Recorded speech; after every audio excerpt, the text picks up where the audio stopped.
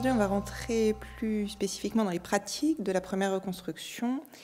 Nous l'avons vu hier, l'incendie de la cathédrale est un traumatisme entraînant tout un débat théorique sur l'opportunité de sa restauration, en tout cas dans la sphère publique.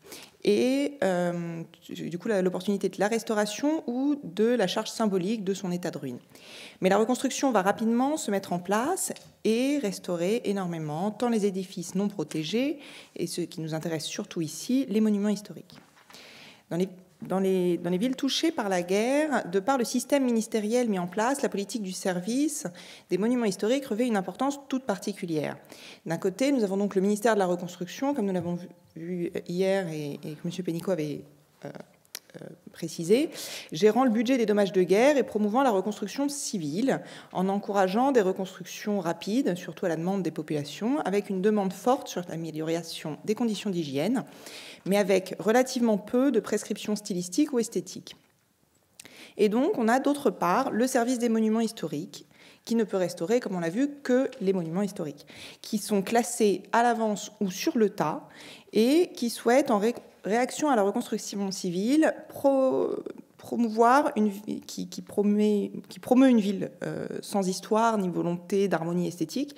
Le service choisit de faire au contraire une restauration des édifices monumentaux à l'identique, de façon à voir comme des monceaux d'histoire et d'art qui émergent à travers une ville que le service considère un petit peu comme de moindre intérêt puisque nouvelle. Comme nous l'avons vu hier, la doctrine générale du service est de conserver l'aspect de l'édifice.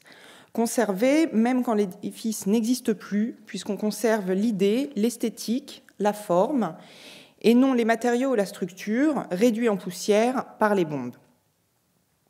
Nous verrons à travers deux exemples que j'étudie dans ma thèse les tenants et les aboutissants d'une telle politique. Tout d'abord, sur les places d'Arras, déjà évoquées hier par Lionel Dubois, nous verrons les choix réalisés tant par l'architecte que par la commission qui mènent à une reconstruction qui va au-delà de l'état précédent et les capacités d'adaptation du plan Cornudet par rapport justement aux monuments historiques. Dans un deuxième temps, nous verrons la restauration de Saint-Rémy-de-Reims. Là encore, deux parties. D'une part, la charpente, puisque Henri Deneux adapte son système utilisé à la cathédrale, dont je ferai l'histoire, et les voûtes, qui posent un problème spécifique à Saint-Rémy depuis le XIIe siècle. Si la doctrine consistait à la préservation de la matière, des formes, de la structure des édifices, la destruction par la guerre serait irrémédiable. Comme ce que la doctrine préserve, c'est l'image, l'aspect, il est tout à fait possible de reconstruire en matériaux neufs. Cela pose de nombreuses questions d'authenticité, de ce qu'on laisse comme connaissance pour le futur, etc. Mais dans un contexte de destruction majeure des villes, comme après la Première Guerre mondiale, une telle doctrine permet d'immortaliser un certain nombre d'éléments monumentaux afin d'amoindrir le traumatisme des populations et sauvegarder un semblant d'histoire à la ville dans une région dévastée. Alors, je ne vais pas vous refaire trop la description des places d'Arras. Comme le disait hier Lionel Dubois, l'ordonnancement architectural n'est pas le résultat d'un dessin prédéfini, mais la résultante d'une multitude de décisions seigneuriales prises au cours des siècles et du goût esthétique de la période. Les premières prescriptions au XVIe, comme il l'a dit, sont pour éviter le bois en façade et les problèmes d'incendie, qui sont réédités régulièrement en Europe, surtout après l'incendie de Londres de 1666, qui a vraiment traumatisé tous les édiles.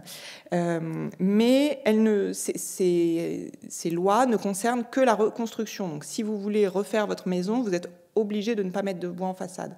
Par contre, à Arras, il n'y a pas d'obligation de changer la façade en attendant.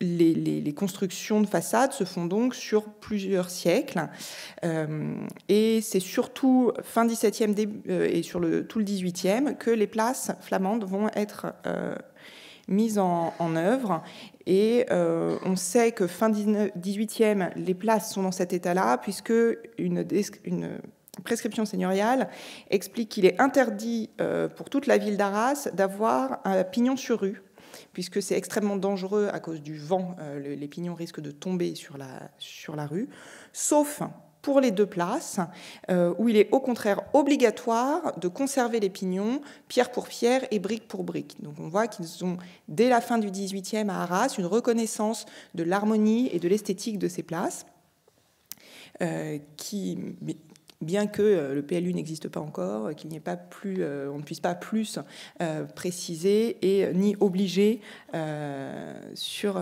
ces choses-là, il y a quand même une décision d'essayer de sauvegarder cet aspect général. On se retrouve donc avec un aspect des façades du XVIIIe, qui est la période hispano-flamande pour Arras. Toutes les façades sont plaquées en pierre, avec parfois des incrustations en briques. Elles sont plaquées sur la façade intérieure en moellon des maisons.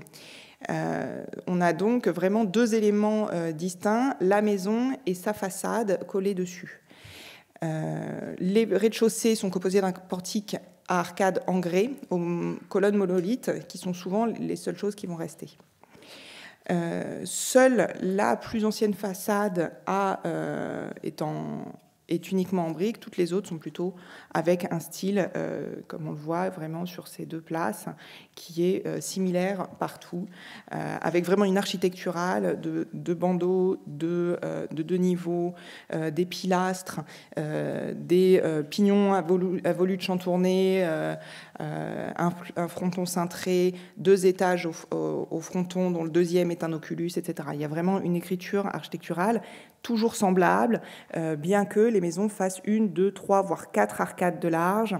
Elles ont toutes tout de même une écriture, un vocabulaire et une écriture semblables. Elles sont composées de 73 maisons pour la grande, 59 pour la petite, et la rue de la Taillerie aussi, qui les relie toutes les deux, est composée de petites maisons. Elles sont donc toutes différentes dans le détail et la décoration, mais formellement semblables. En 1905, Boswil-Wald propose de classer, à la Commission des monuments historiques, de classer les façades des places.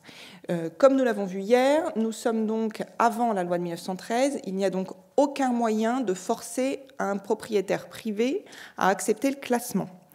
Il faudrait donc que chacun de près des 150 propriétaires accepte complètement ce classement, et le refus d'un seul ferait capoter l'intérêt.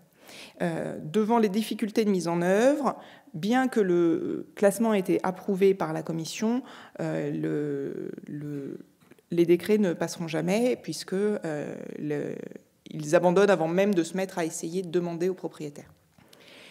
Pendant la guerre, Paul Léon évoque les places, disant que l'image des places et l'hôtel de ville sont intimement liés et devront être retrouvés. Il ne parlait alors que de forme et de style régional.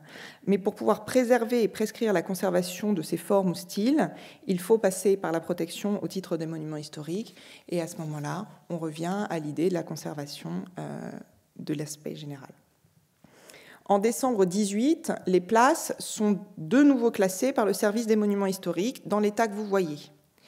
Alors là, on a donc le relevé de Pierre Paquet que j'ai redessiné, mais il faut bien se rendre compte que autant la grande place est, bon, à part un côté en général en à peu près bon état, il manque tout de même ici le château d'eau, il manque surtout pour la petite place les 12 premières maisons de ce côté-ci.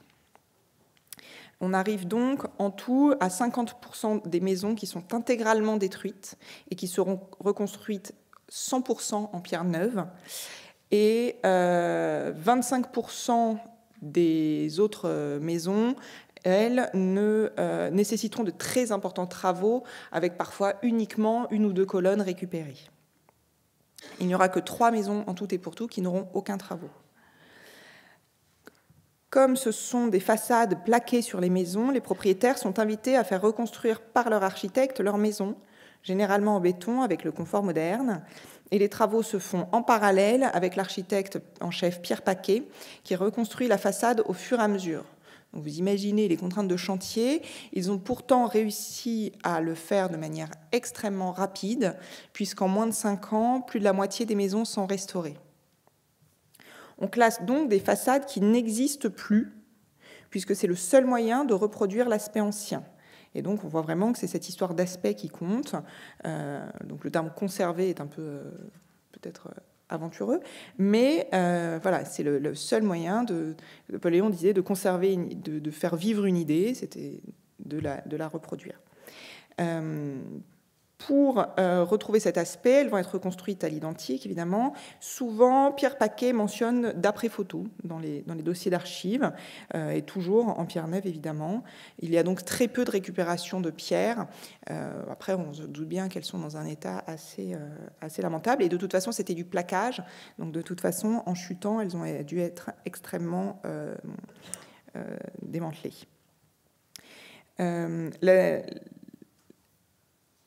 La spécificité des places de n'avoir que des maisons uniques, bien qu'esthétiquement harmonieuses, oblige ainsi l'architecte à faire un projet pour chaque maison.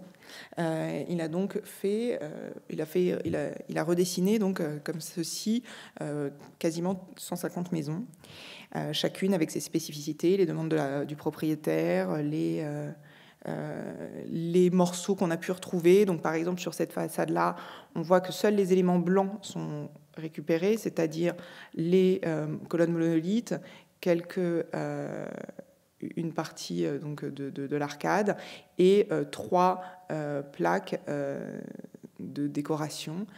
Comme nous a montré Lionel Dubois, c'est des éléments qui, aujourd'hui, ont extrêmement souffert à cause juste de la pollution et de la pluie, et donc qui sont en fait en très mauvais état.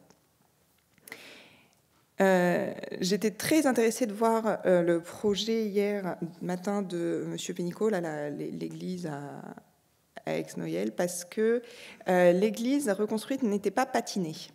Ce qui permettait de voir la différence entre les pierres anciennes et la reconstruction au-dessus neuve. Sur les places, Pierre Paquet, bien que ce soit le même architecte, il fait un choix complètement différent. Son idée, c'est de vraiment atteindre une harmonie de l'ensemble. Et donc, sur l'ensemble des façades neuves, il y a patinage et badigeon pour donner une teinte semblable aux autres maisons. Pierre Paquet est vraiment un architecte qui a une idée très forte sur cette histoire de patine. Il dira au Congrès archéologique de France en 1934 il est vrai qu'à un certain moment, les architectes et les archéologues étaient d'une telle probité qu'ils voulaient laisser les réparations apparentes. Ils auraient même admis que les dates en fussent gravées sur l'édifice. De nos jours, les idées ont changé. Tous sont d'accord pour reconnaître qu'une restauration est vraiment bien faite lorsqu'on ne peut pas en apercevoir la trace. C'est le but cherché. D'ailleurs, dès 1845, il était souvent ainsi. On patinait déjà les pierres et Mérimée, dans une de ses lettres, en félicite les architectes. Donc on voit vraiment que cette idée de restauration qu'on ne peut pas voir est vraiment l'idée forte du service, bien loin de l'idée de la reconstruction où on peut voir la marque de notre temps, bien loin de toutes ces idées-là. Et donc parfois aussi, comme nous l'a montré Lionel Dubois, il y a des éléments de création pure, puisque Pierre Paquet va aller bien plus loin que la simple restitution des éléments détruits. On va donc regarder rapidement ces éléments. Par exemple, les premières maisons de la place, puisque juste à côté du beffroi, les 3 premières maisons n'avaient pas de façade flamande et elles ont été inventées par Pierre Paquet, qui va donc relier la rue adjacente à la place en créant 3 petites façades. On voit d'ailleurs qu'elles sont un peu plus petites, alors qu'il y a normalement toutes les corniches sont au même niveau, là il va les mettre plus basses. Et puis surtout, les arcades qui d'habitude font entre 1 et 3 mètres de large, ici vont venir mourir au niveau de la dernière maison pour faire le lien avec la rue. Le château d'eau, qu'on a déjà évoqué, qui n'était pas apprécié effectivement, pourtant on peut voir qu'il y avait eu un vrai questionnement sur le dessin de cette façade. Alors elle n'était pas aimée entre autres parce que c'est un usage qu'on considérait comme n'étant pas vraiment important, enfin c'est important techniquement, mais ce n'était pas très prestigieux, un château d'eau. Par contre, on voit bien qu'il y avait eu toute une réflexion pour garder l'écriture architecturale, des arcades, des corniches, des volutes rentrantes, mais en le mettant à une dimension supérieure en augmentant les dimensions pour vraiment monumentaliser un espace qui n'est pas une simple maison, puisque c'est un édifice qui a une destination plus grande, plus à l'échelle de la ville, et donc on fait un édifice plus monumental, ce qui était vraiment une idée plutôt intéressante, mais qui était très mal vue par la population, par la commission. Et donc, lorsque Pierre Paquet fait son relevé de la ville, il ne va pas relever le château d'eau, qui a été de toute façon en grande partie détruit. Seule la dernière arcade était encore en état, mais il ne la relève pas. Puisque de toute façon, on considère que ça n'a pas d'intérêt, ce n'est pas à relever, ce n'est pas à protéger. À la place, la mairie va décider de faire construire une école. C'est donc une école, on voit ça, la cour en retour. Et d'ailleurs, du coup, ils vont vraiment quelque part s'embêter à créer une école ici, puisque au lieu de reprendre l'idée de faire une façade un peu plus monumentale pour l'école, on va décider de fabriquer 3 petites façades de 3 couleurs différentes, sur lesquelles, qui vont être plaquées sur un bâtiment dont on voit bien que la toiture n'est pas dans le même sens. Et donc, ça va poser tout un problème, vous imaginez bien, pour fabriquer des petites salles là en arrière, etc. Donc, on ne sait pas du tout comment ça tient à l'intérieur, mais ça doit être assez complexe. Du coup, voilà, on voit bien qu'il se passe quelque chose ici à cause de la toiture, mais sinon, on ne peut pas savoir que ces 3 façades sont, d'une part, une invention complète de l'architecte, et d'autre part, sont en fait liées. Ici, on arrive à un cas qui, je trouve, est un peu plus problématique, enfin un peu plus bizarre en tout cas. C'est qu'on est sur le seul pâté de maison où les maisons n'avaient rien eu, n'avaient pas été touchées du tout.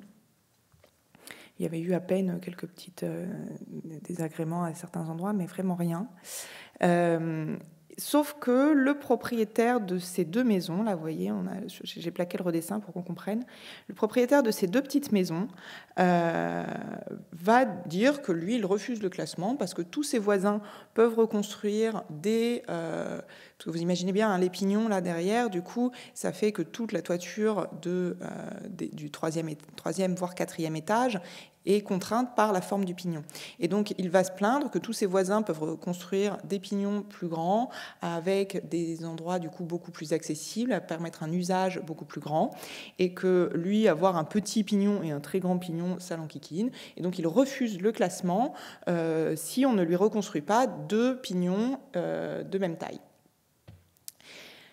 Cette demande va être approuvée par le service des monuments historiques, qui va donc détruire 2 pignons existants et en très bon état pour construire complètement neuf 2 pignons aux dimensions semblables, et d'ailleurs à l'écriture architecturale extrêmement simpliste et similaire.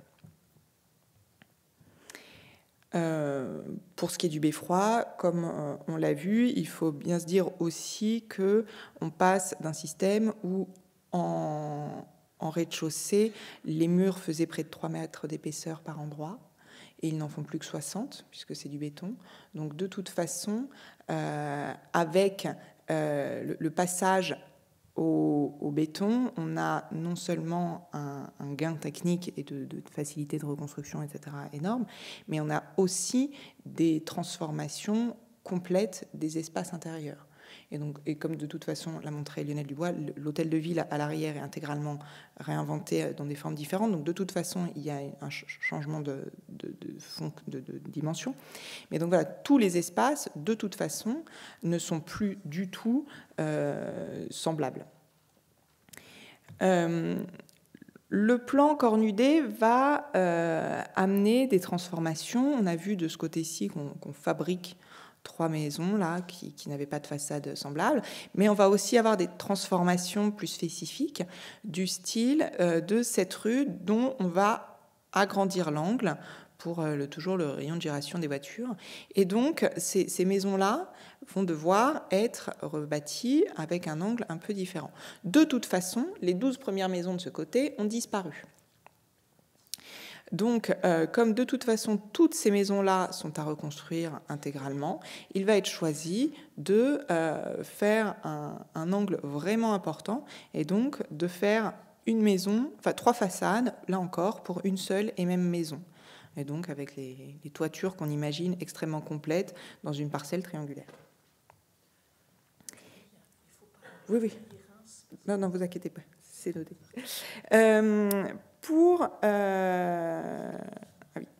Le deuxième type d'impact, c'est l'élargissement simple des rues qui donne sur la place, qui nécessite la suppression de travées, voire de maisons entières. Pierre Paquet s'élève contre l'idée donc de supprimer une maison entière, voire une travée, et il trouve par contre une idée beaucoup plus jolie qu'on va voir. Là, je vous ai mis les images d'archives parce que je trouve ça génial. Ils ont fait une photo sur laquelle, après, ils ont fait un photomontage pour montrer que ce serait quand même vachement mieux de pouvoir détruire cette maison puisqu'on pourrait avoir une très belle vue sur le beffroi. C'est le genre de petites perles qu'on trouve en archives qui sont toujours assez agréables. Et en reprenant une photo une carte postale d'avant-guerre, ils effacent là encore la maison pour montrer que voilà, ça ne changerait pas grand-chose, on aurait une plus grande ouverture, mais c'est pas grave. Et donc, Pierre Paquet va proposer, plutôt que juste d'élargir bêtement, là, comme fait la mairie, genre, il faut que la rue fasse 10 mètres, pof, on arrive à 10 mètres, donc on supprime la maison, et puis voilà. Il va proposer de fabriquer un passage sous arcade, c'est-à-dire de conserver la maison et de retourner le système d'arcade de la rue de la place sur la rue adjacente, de façon à avoir un passage piéton agrandi, et surtout de façon à conserver la maison, ce qui va être fait, mais ce qui va poser un certain nombre de problèmes en termes de... les rues adjacentes, du coup, vont se retrouver... On a ce principe à plein d'endroits. Hein. Là, ici, la mairie voulait supprimer une travée. On se retrouve quand même avec des rues, du coup, qui ont un fond de rue assez étrange pour leur arrivée sur la place. Mais pour les monuments historiques, il était essentiel de garder ces maisons, même quand parfois, comme celle-ci, elle était extrêmement fine, hein, on avait juste une maison d'une travée, pour garder l'aspect clos des places. L'intérêt de ces places, c'est leur côté harmonieux, complet et surtout fermé. Et donc, l'idée était de les conserver en l'état. Reims. Henri Deneux est une personnalité incontournable du service.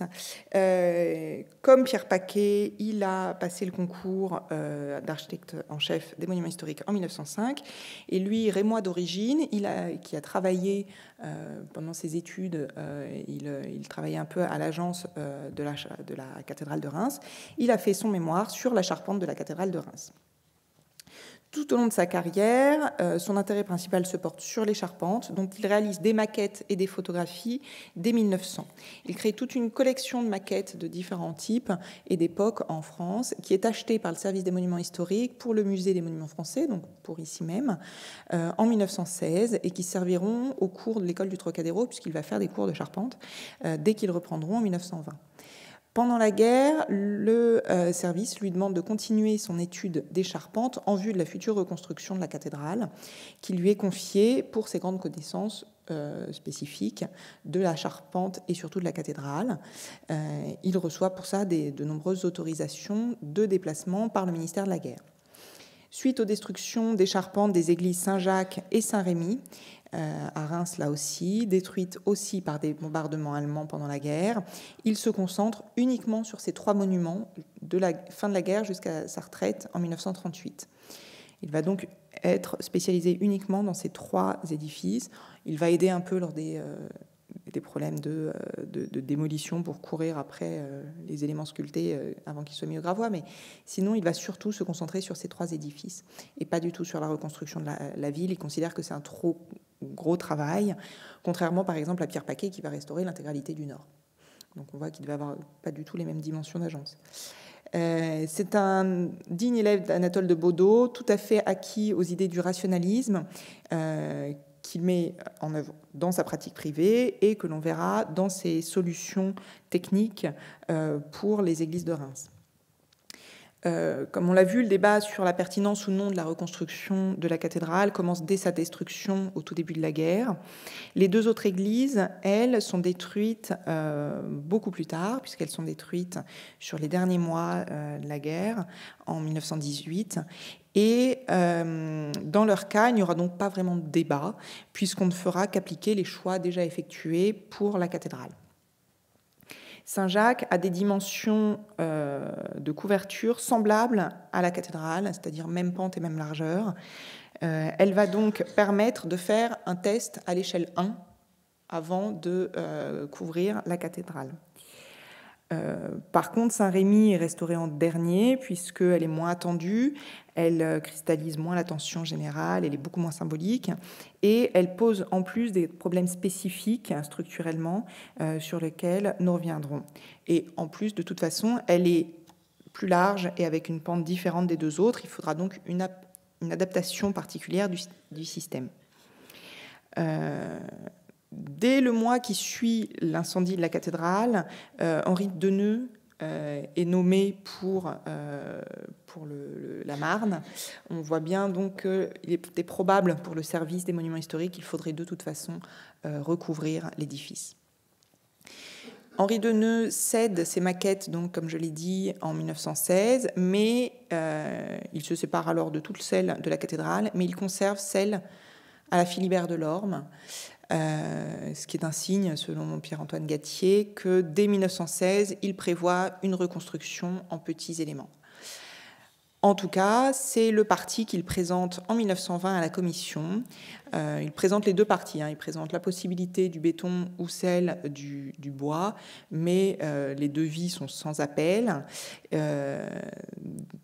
Pour plusieurs raisons. Déjà, il est très difficile de trouver du bois en quantité suffisante et surtout avec un prix acceptable. Enfin, avec un prix acceptable, c'est juste pas possible, mais juste déjà le bois en quantité suffisante et aux dimensions suffisantes, c'est très dur à trouver. Et en plus, les contraintes de chantier seraient monstrueuses, surtout pour faire une charpente qui pourrait brûler de nouveau. Le ciment armé présente donc une amélioration technique sans appel. Contrairement à de nombreuses charpentes qui vont être reconstruites pendant la Première Guerre mondiale, suite à la Première Guerre mondiale, Henri de Deneux ne va pas reconstruire une charpente avec les mêmes systèmes que les charpentes anciennes. C'est-à-dire que sur plusieurs édifices de la première reconstruction, l'architecte va proposer une charpente qui a exactement qui est exactement comme une charpente en bois, mais faite en béton, donc juste en réduisant un peu la dimension des éléments. Là, Henri de Deneux va proposer, quitte à changer de matériau, quitte à avoir un matériau qui ne fonctionne pas du tout de la même manière, il va proposer un système complètement nouveau. Sa proposition est donc, en utilisant le ciment armé, de faire une reprise du système de Philibert Delorme, c'est-à-dire de faire une charpente en petits éléments, qui sont très simples à fabriquer, qui sont donc on a donc tout un système de petits moules à pied d'œuvre, c'est-à-dire qu'on va mouler directement dans la cathédrale. Et ces petits éléments pèsent moins de 20 kg. Ils peuvent être donc facilement montés. On a un échafaudage simple que l'on pose sur les piles et un échafaudage qui fait en gros 2 travées et qui va être déplacé au fur et à mesure du chantier de façon à pouvoir ensuite venir monter les éléments. Et il suffit de très peu d'ouvriers pour pouvoir monter ces éléments et les assembler. C'est donc extrêmement simple. Les clavettes, par contre, sont faites en bois puisque Henri de Deneux, on commence à se douter qu'il y a des problèmes un petit peu d'élasticité des édifices, que le bois, la pierre, le béton ne fonctionnent pas de la même manière, et donc il va imaginer ce système de clavettes en bois. Je ne sais pas si ça fonctionne, je pense que Lionel Dubois nous en dira plus. En tout cas, grâce à cette technique, un seul échafaudage est nécessaire qui va donc être réutilisé d'église en église. Il a donc d'énormes économies d'échelle avec ce système-là. La Commission des monuments historiques reçoit très favorablement cette proposition en 1920, proposition qui est faite pour Saint-Jacques, mais on sait bien que c'est dans l'idée de la reproduire ensuite à la cathédrale. La commission explique, pour l'église Saint-Jacques à Reims, M. Deneux a établi un projet de charpente en ciment armé composé d'éléments ne dépassant pas 25 kg. M. Génuis communique les dessins de cette charpente à la commission, qui constate que cette conception nouvelle présente le plus grand intérêt au point de vue artistique et constructif. On voit donc que même si la commission des monuments historiques a du mal à apprécier l'architecture qui est postérieure au XVIIIe siècle, ils sont quand même très intéressés par ces solutions constructives. Le problème spécifique de la cathédrale, enfin le bonheur spécifique de la cathédrale, c'est que la moitié des travaux a été financée par John Rockefeller dans un don qu'il a fait en 1924 et puis par la suite. Et donc, même si l'église Saint-Jacques est déjà recouverte, même si l'église a déjà été recouverte, on va quand même lui proposer la solution et il va décider que cette solution en charpente en béton est quand même bien meilleure, puisque ça fait quand même des économies non négligeables. Pour autant, dans le même temps, il va insister pour que la crête du faîtage qui a disparu aux alentours de la Révolution, dont on a seulement quelques images par des gravures anciennes, il va insister pour qu'elle soit remise en l'état, même si évidemment ça fait plus de 150 ans qu'on n'a plus ces crêtes. Donc voilà, on a un petit peu cette idée que l'aspect soit rendu dans un état ancien, même si on ne sait toujours pas quel aspect, quelle période. Mais par contre, la charpente qu'on ne peut pas voir, puisqu'il faut aller dans les combles. Alors aujourd'hui, c'est un tour touristique apprécié d'aller voir les combles de la cathédrale de Reims, justement grâce à cette charpente. Mais à l'époque, on considère que vu que c'est caché dans les combles, ce n'est pas grave, on peut faire ce qu'on veut, on peut faire une jolie charpente en béton. À Saint-Rémy de Reims, le problème est un peu plus complexe puisque elle a un problème structurel, une construction vicieuse, dirait Viollet-le-Duc, depuis toujours. C'est-à-dire que c'est une église très vieille, elle est mérovingienne. À la base, donc c'était une toute petite église romane qui avait été agrandie. Et lorsque Pierre de Celles, en 1170, fait un chœur gothique, il va être décidé d'harmoniser l'ensemble avec une voûte en pierre. C'est-à-dire qu'on a une église gothique romane sur laquelle on va juste un petit peu agrandir, on va changer la toiture et on va fabriquer une voûte en pierre. Et donc les seules transformations qu'on va faire pour passer de ces travées simples à des travées supportant une voûte en pierre, c'est rajouter, comme vous le voyez ici, là, des tout petits dosserets sur les murs et un arc-boutant, et encore, vous voyez, il n'est pas vraiment arqué, un petit arc-boutant une fois sur deux. Alors, on est au tout début des voûtes en pierre, ce système ne marche pas. C'est-à-dire que pendant des siècles, on va se plaindre, dans toute l'histoire de l'édifice, régulièrement, des pierres tombent. Voilà, donc ça nous fait un peu bizarre aujourd'hui de nous dire que des pierres pouvaient chuter une fois tous les 50 ans d'une église. Mais à l'époque, ça les inquiétait un peu, mais pas trop. Ce qui fait qu'au début du 19e siècle, l'église est en grande partie... on étaye vraiment l'église, puisque quand même elle sert, en tout cas à chaque sacre... il y a le roi et autres qui débarquent. Donc pour le sacre de Charles X, on va étayer intégralement l'église de façon à ce qu'ils ne se prennent pas une pierre sur la tête. Et donc, une solution qui se fait assez régulièrement à cette époque, c'est tout simplement on n'a qu'à supprimer la nef, ce qui est quand même la solution la plus efficace, bien qu'un petit peu violente. Et au moment où on est en train de se demander est-ce qu'on supprime la nef, qu'est-ce qu'on fait, est-ce qu'on la reconstruit, etc., la voûte chute tout simplement en 1840, et l'architecte de l'époque va la remplacer sur proposition de la Commission des monuments historiques par une voûte en bois. On a donc un système, et donc sur cette photo, là ça ne se voit pas, mais c'est une voûte en bois de façon à imiter la pierre sans avoir le poids de la pierre.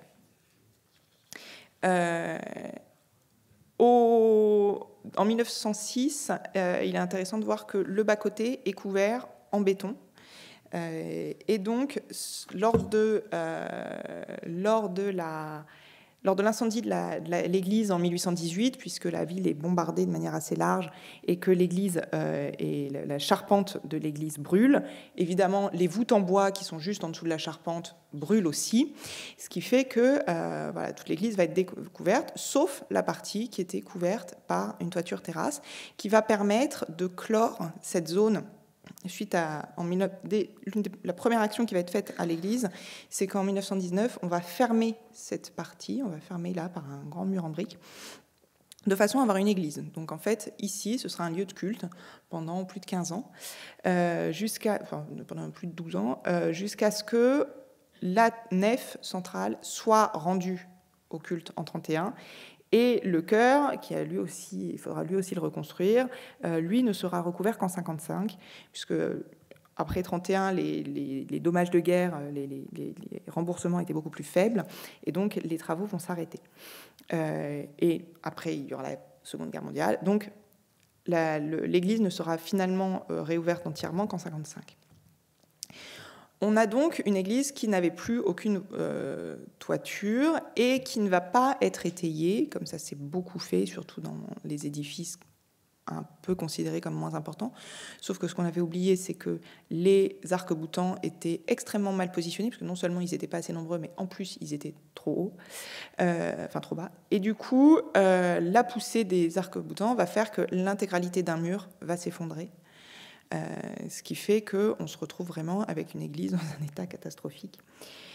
Il va donc falloir d'abord une grande année de déblaiement, et ensuite, on sait que ce sera facile de gérer la charpente, on n'aura qu'à reprendre le même système. Et donc, les murs, eux, seront remontés en anastylose, mais pour les voûtes, il est évident pour la Commission des monuments historiques qu'il va falloir reconstruire et que, comme dit Paul Léon, dans les travaux d'après-guerre, reprendre des voûtes de bois serait un aveu d'impuissance. On considère que c'était une solution pas mal, mais un peu primitive, que maintenant on est au XXe siècle, on peut faire avec des systèmes plus efficaces. Il va donc être décidé de faire une voûte en béton, et donc des voûtes en pierre, mais avec une structure béton. Et c'est là le génie d'Henri Deneux, puisqu'il va prévoir que les arcs doubleaux vont être tenus. En fait, il fabrique des arcs doubleaux en béton, qui ont juste donc un appareillage pierre, comme on le voit là où il faut, sur la partie qui sera visible. Mais sinon, tout le reste, ce sont donc des corsets en béton qui sont posés incrusté, posé sur la dernière assise, ce qui permet normalement un minimum de déformabilité. Ça, je ne sais pas trop si ça marche vraiment. En tout cas, ces corsets indéformables vont permettre d'insérer les voûtes et ainsi de tenir. Ainsi, là encore, on a une vision complètement... on ne peut pas voir les voûtes. Donc l'église de Saint-Rémy se retrouve donc avec son aspect d'avant 14, avec des voûtes réellement en pierre comme elle n'en avait pas depuis 1840, et une solidité qui n'avait jamais existé depuis la création de la voûte au XIIe siècle. La doctrine de l'aspect force donc le choix de la reconstruction de la voûte en pierre, mais pour autant, on voit alors les différences dans l'appréhension des solutions potentielles à travers le temps des différents architectes. Pour Viollet-le-Duc, lorsqu'il y avait des constructions clairement vicieuses, il fallait montrer qu'il fallait solutionner ces solutions vicieuses, mais tout en ce que ce soit il fallait vraiment améliorer les solutions vicieuses. Et donc là, Deneux trouve une solution dont la technique l'honore, qui aurait plu au maître, il était vraiment partant pour toutes les solutions techniques contemporaines, mais qui empêche toute compréhension de la solidité de l'édifice, puisque clairement, avec les éléments visibles, il n'est pas possible que la voûte tienne, elle devrait s'effondrer. On voit donc qu'il y a une grande différence et que la doctrine permet donc un certain nombre de choix, que l'architecte des monuments n'est pas complètement libre. Il est évident pour la commission comme pour l'architecte qu'il doit rendre aux églises leur apparence, mais il est libre du choix des solutions. Et donc, il est créateur du projet. Là, il invente vraiment des structures et des techniques nouvelles qui sauveront ces édifices et les mettront à l'abri du délabrement pour longtemps. Mais il faut évidemment, pour la Commission, que ces éléments nouveaux restent, bien entendu, invisibles. On voit ainsi que nous avons des approches différentes selon les architectes. Pierre Paquet, qui n'hésite pas à compléter les places, quitte à transformer la grille existante et créer un lien particulier avec les alentours. Et de l'autre côté, Henri Deneux et le strict respect de l'apparence, grâce à des solutions techniques innovantes. Bien que Paul Léon utilise le terme de conserver en jouant sur le terme qui rappelle le point de vue de Ruskin, que ce soit sur les places d'Arras, Saint-Rémy de Reims ou ponctuellement sur d'autres édifices comme le Palais des Papes d'Avignon qui n'a pas du tout subi la guerre, il s'agit toujours de restitution à l'identique. Pour autant, on peut lui être gré d'avoir si joliment dit invisibilité, illisibilité des opérations, restitution à l'identique, puisque tous ces termes sont compris dans la phrase si poétique « La France monumentale a gardé son vrai visage, sans balafre ni cicatrice ». Merci.